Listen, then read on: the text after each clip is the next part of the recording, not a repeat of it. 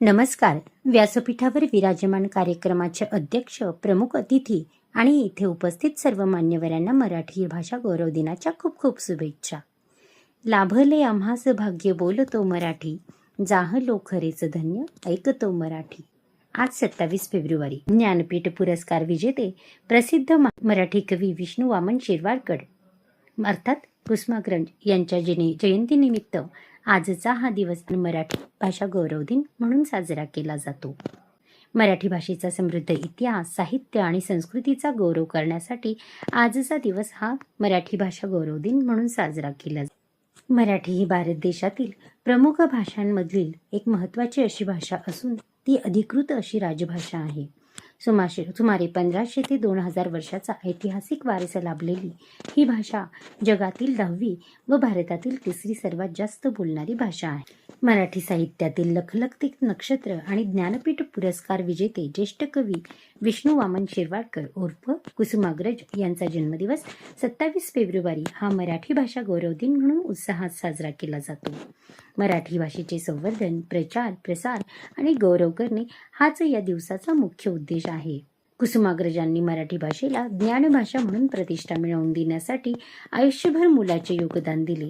त्यांच्या याच अतुलनीय कार्यासाठी कृतज्ञता व्यक्त करण्यासाठी महाराष्ट्र शासनाने 2013 पासून त्यांचा जन्मदिवस मराठी भाषा गौरव दिन म्हणून साजरा करायचे ठरवलेले आहे. मुळात मराठी भाषेचा उगम उत्तरेकडे झालेला दिसून येतो.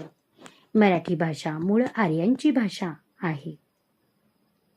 उत्तरेकडील सातपुडा पर्वत रांगांपासून ते कावेरीच्या पश्चिमेकडील प्रांतापर्यंत तसेच दक्षिणेकडे गोव्यापर्यंत मराठीचा विस्तार झालेला दिसून येतो.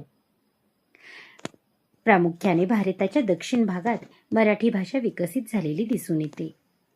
येथील सह्याद्री, सातपुड्यासारख्या डोंगर रांगा, गड, किल्ले, दरखोरांच्या परिसर आणि महाराष्ट्राची भूमी येथे याचा विकास झालेला आहे.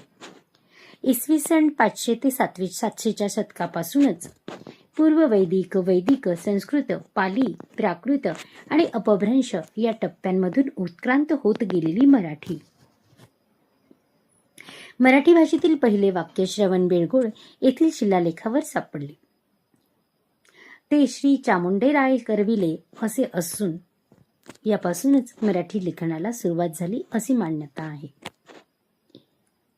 मराठीतील आद्य कवी म्हणून ओळखले जाणारे मुकुंदराज यांनी मराठीतला आद्य ग्रंथ विवेक सिंधू हा लिहिला. शके 1110 मध्ये मुकुंदराजांनी लिहिलेला हा विवेक सिंधू ग्रंथ मराठीतील पहिला आद्य ग्रंथ म्हणून ओळखला जातो.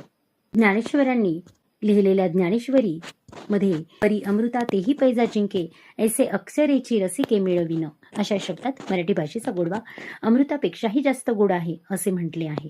त्यानंतर त्यांनी भावार्थ दीपिका या ग्रंथाचे देखील लेखन मराठीतच केले.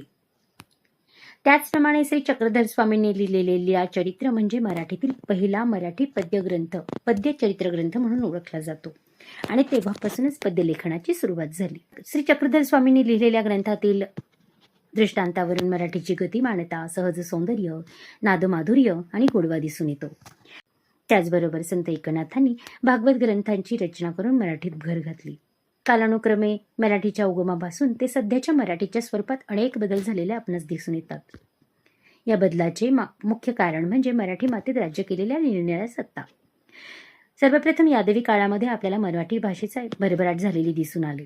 छत्रपती शिवरायांनी मराठी साम्राज्याची स्थापना केली आणि या काळात त्यांनी आपल्या साम्राज्याची प्रमुख भाषा म्हणून मराठीचा उपयोग केला. काळाप्रमाणे स्थलानुसार मराठी भाषा ही बदलत गेली. यानंतरच्या काळात लोकजीवनाशी, लोककलांशी जवळीक साधणारी शाहीर कविता आकाराला आली. भक्तीपासून ते शृंगारापर्यंतचे अनेक अनुभव या खास मराठमोळ्या शैलीत साकारणाऱ्या शाहिरांच्या कविता हे मराठीचे एक वेगळेच भूषण आहे, आणखी एक भूषण आहे. त्याचबरोबर पोवाडा हा देखील अतिशय उत्तम असा प्रकार आहे. ओवी, अभंग या सर्वांनीच मराठी भाषा ही समृद्ध होत आहे. आजच्या काळामध्ये मराठीत निबंध, कादंबऱ्या, लघुकथा, शोकात्मिता आणि असे अनेक नवे साहित्य प्रकार मराठीतून लिहिले गेले. केशवसूत हे आधुनिक कवितेचे प्रवर्तक म्हणून ओळखले जातात. आधुनिक कवितेमध्ये कवींच्या व्यक्तिमत्वाचा आणि त्यांच्या भावनांचा आविष्कार दिसून येतो. मराठी भाषेमध्ये पद्य आणि गद्य हे साहित्य मराठीच्या शास्त्रशुद्ध व्याकरणामुळे साकार झाले. त्यानंतर वि वा शिरवाडकर, प्र के अत्रे, पु ल देशपांडे, ग दी माडगुळकर, वि स खांडेकर, ना सी फडके यांसारख्या साहित्यिकांनी मराठीत आपल्या साहित्याची भर घालून मराठी भाषा अधिकाधिक समृद्ध केली आणि मराठी मनामनातून जागृत ठेवली.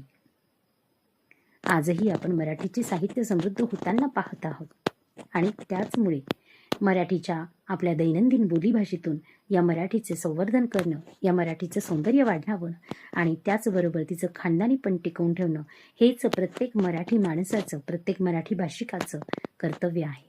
माझ्या मराठीची गोडी मला वाटते अवीट, स्वर्गालोकाहुनी प्रिय मला वाटते तिचे महत्त्व, स्वर्गालोकाहुनी प्रिय मला वाटते तिचे महत्त्व. एवढे बोलून मी माझी जागा घेते. धन्यवाद.